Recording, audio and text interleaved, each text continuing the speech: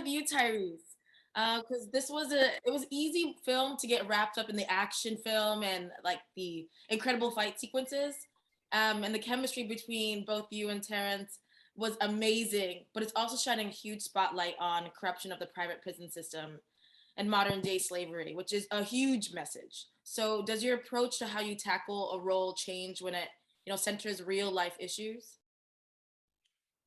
Yeah, I mean, for me, I grew up in South Central LA Watts, and so it was one of my biggest fears to ever go to jail. And I mean, I knew too many of my homies is in there now. Too many of the homies have been in and out of jail, and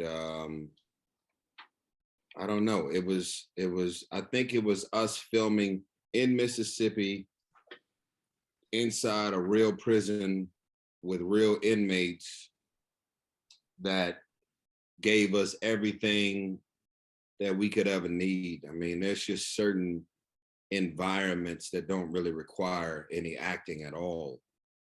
And then, Terrence is someone that I respect and looked up to as an actor. I mean, we did a film, Four Brothers, many moons ago, and we haven't worked since. And then I think for me, I was excited because, when I do the fast films, I'm always the humor, the dude that's making everybody laugh and have fun while they watching the film.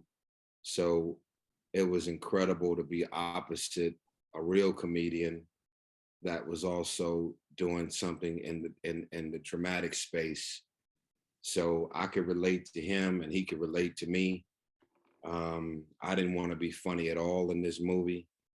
And I loved Jeremy's approach to his drama because when he was trying to be funny, it was more irritating as him trying to be a comedian or do comedy. So yeah, it was just interesting. I couldn't have been luckier to have the opportunity to dance with these two. They both made me uncomfortable.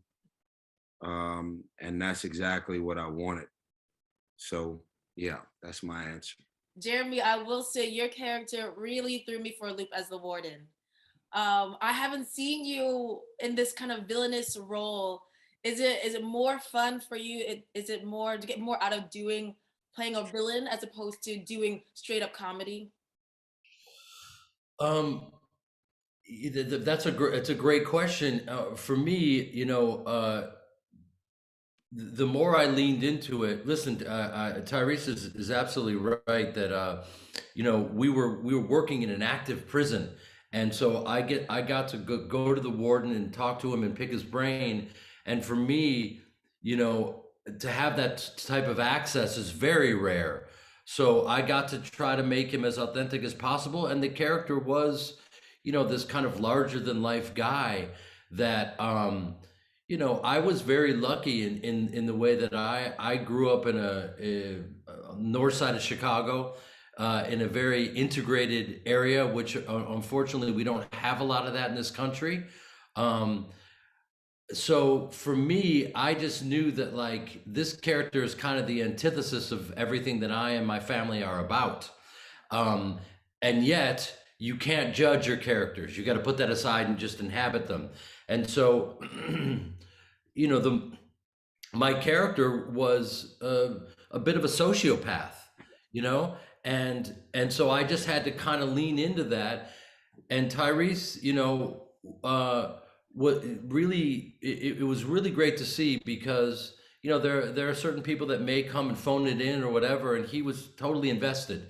And you didn't know because you didn't see the original script, but he was there rewriting and kind of peeling back the layers of the story and giving it some real depth. And so he's coming from one place and I'm coming from another. And you live for those types of moments.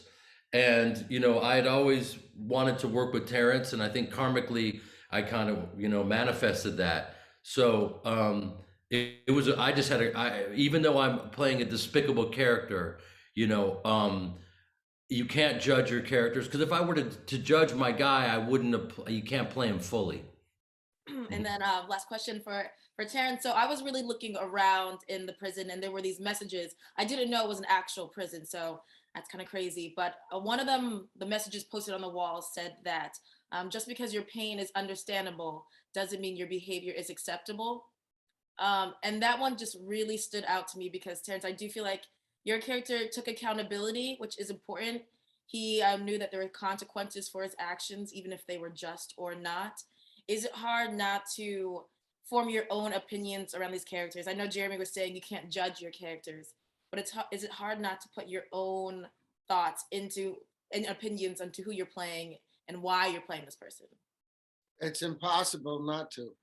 They're always going to seep in there.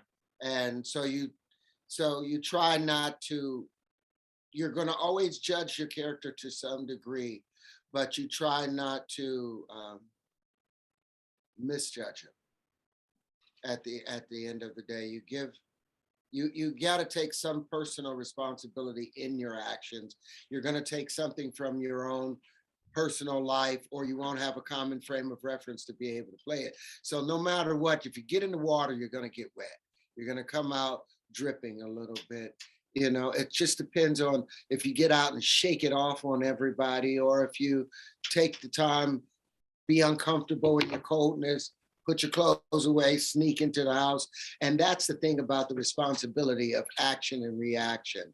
You know, just because you're in pain, it does not give you an excuse to put other people into painful situations. And that's what I thought about that message. As harsh as it was there, it was like, you know, there's a consequence for whatever you're going through. You know, deal with it.